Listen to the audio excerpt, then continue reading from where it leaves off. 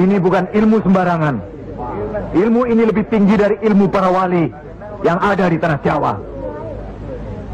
Karena sumbernya juga dari seorang wali yang ilmunya lebih hebat dari para wali yang lain.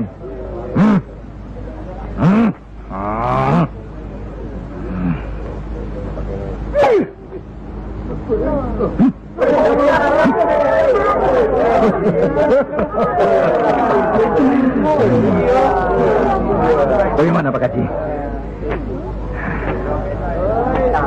Pak Haji bisa? Ini ilmu Tuhan Pak Haji. Mereka tahu ketinggian ilmu saya Pak Haji.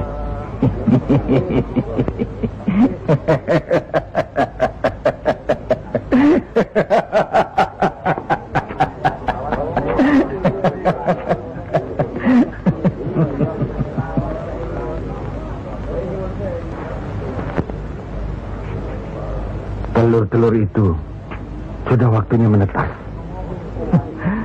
Saya tahu. Tetaskanlah kalau bisa. Kehebatan saya Pak Haji sudah lihat kan? Coba sekarang Pak Haji. Insya Allah. Coba pindahkan telur-telur itu ke bawah pohon sana.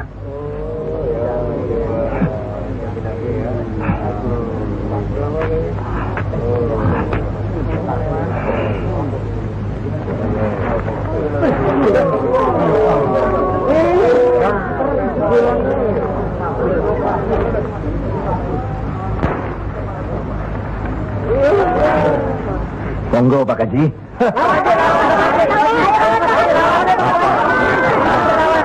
Hanya karena Allah semata. Silakan saja. Lihat ke telur-telur itu.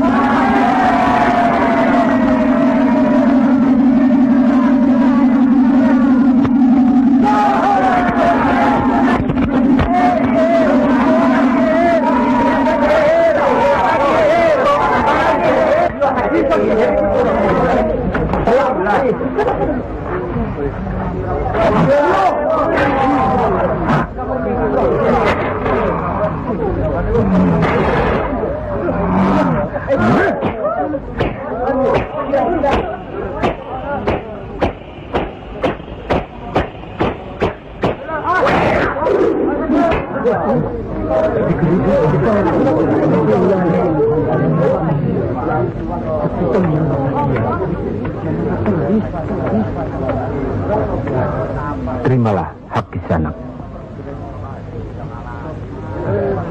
Ilmu tidak untuk diperagakan, tapi untuk diamalkan. Terimalah.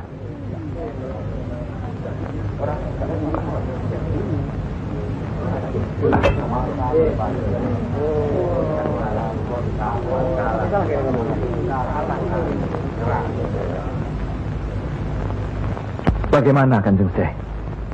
Kalau ada yang menyatakan Kanjeng Syekh bid'ah, murtad, musyrik dan tukang sihir, saya mesti bilang apa kalau begitu Kanjeng Syekh? Alhamdulillah, orang boleh mencela kita, menghina, mengejek, dan memfitnah. Asal jangan kita seperti orang itu. Apalagi takabur, termasuk memperagakan ilmu. Oleh karena itu, kita harus selalu ingat dan dekat kepada Allah. Eling lan mituhu marang Gusti Allah. Loh, iya kan toh? mesti eling mituhu. Pokoknya kita bisa berbuat apa saja kalau eling lan mituhu.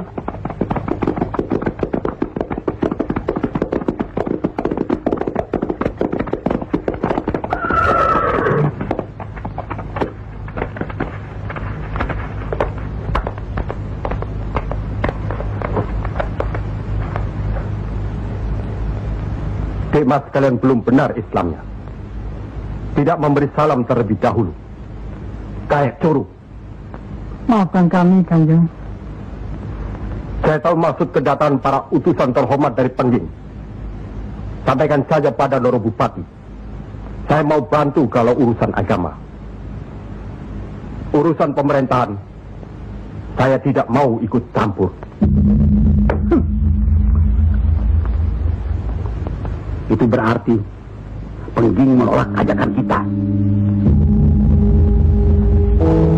Gimana Paman? Jelas. Karena Pengging dan kelompok wali sedang main lihat-lihatan. Memang, apalagi tersiar berita bahwa para wali telah mencalonkan Raden Patah sebagai Sultan di Bintoro Demak. Apa maksudnya itu, Kanjeng? Itu satu taktik untuk mengizinkan jalan, karena beliau masih ada tetesan darah Majapahit.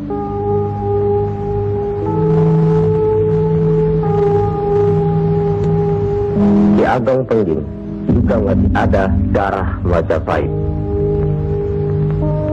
Itulah sebabnya mereka saling curiga, sedangkan di antara para wali itu sendiri ada perpecahan. Perpecahan? Ya, semenjak mangkatnya Kanjeng Sunan Ampel, pimpinan para wali sekarang dipegang oleh Kanjeng Sunan Giri.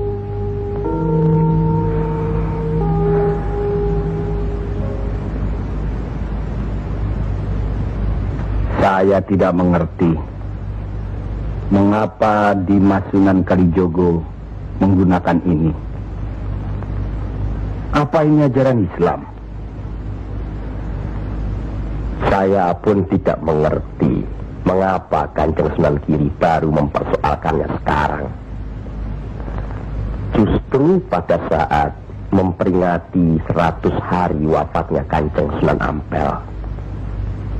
Kenapa tidak dulu-dulu?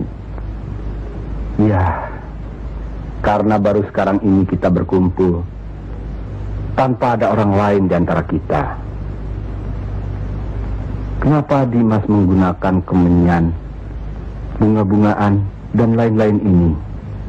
Bukankah Rasul menganjurkan agar kita selalu rapi, bersih, dan menggunakan wangi-wangian? Setiap sholat Jumat pun, kita dianjurkan menggunakan wangi-wangian. Apakah sholat Jumat itu bukan ibadah? Tapi Sunan Kali membakarnya saat peringatan akan dimulai. Saat membaca doa. Sholat Jumat itu bukan hanya berdoa, tapi juga menghadap Allah.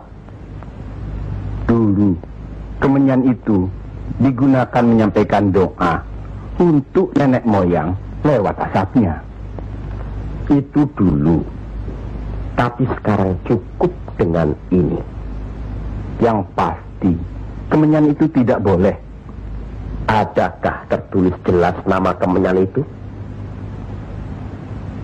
Adakah penjelasan atau kejelasan mengenai jenis, bentuk, atau nama dari wangi-wangian itu?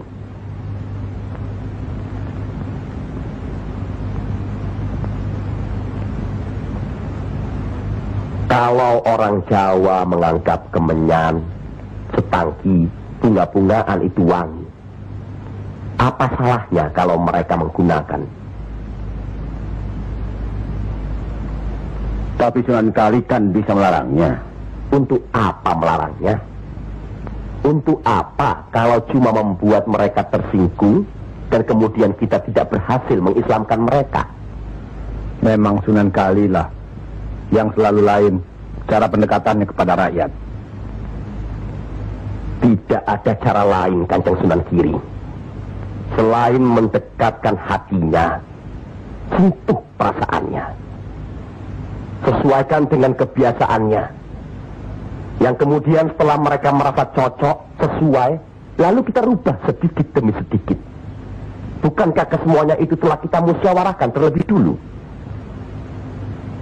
Tapi ingat, janganlah merendahkan martabat Sunan Wali dengan berpakaian mulung seperti itu terus-menerus. Kanjeng Sunan Kudus,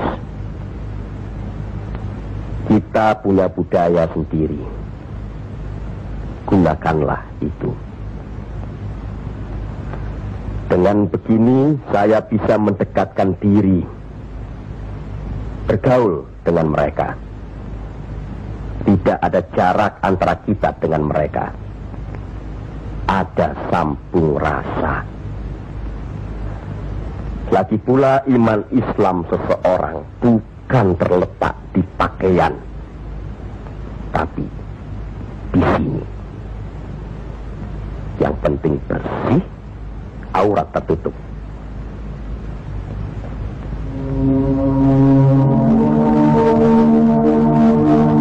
Hari ini setan-setan sedang bertengger di dada sedulur-sedulur. Lupa akan firman Allah. Kalau ada perselisihan di antara kita umat muslim, kembalilah pada Al-Quran. Kenapa sedulur-sedulur lupa? Kenapa?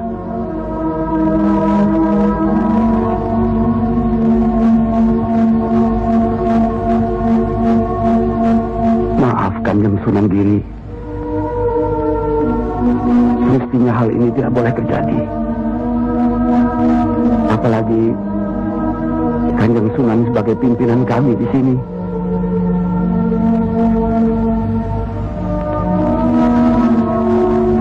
Kita harus ingat akan bahaya Islam yang berpusat di Pengging, yang perkembangannya begitu cepat, penyebarannya dan cara mengajarnya yang berbeda dengan kita. Apakah kita tidak merasa curiga sama sekali terhadap Syekh Siti Jenar alias Syekh Lemah Abang itu? Maaf, Kanjeng Sunan Bonang. Tidaklah baik berprasangka buruk terhadap orang. Itu pun termasuk dihinggapi setan. Astagfirullahaladzim.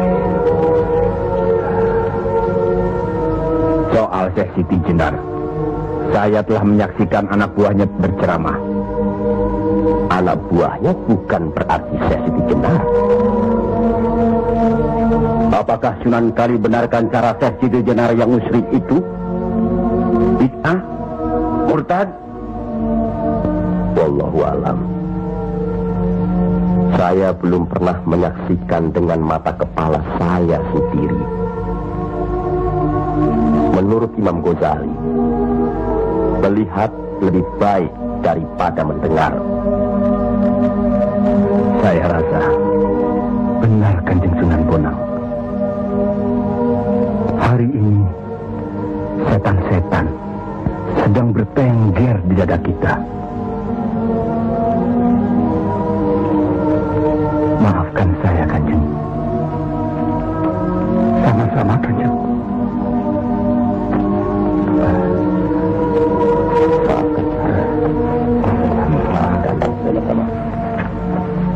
Maafkan, maafkan saya Sunan. Kanjeng Sunan Bonang. Sama-sama. Sunan Mulia, maafkan. Maafkan saya. Maafkan Kanjeng Sunan Kali. Alhamdulillah. Maafkan Sunan.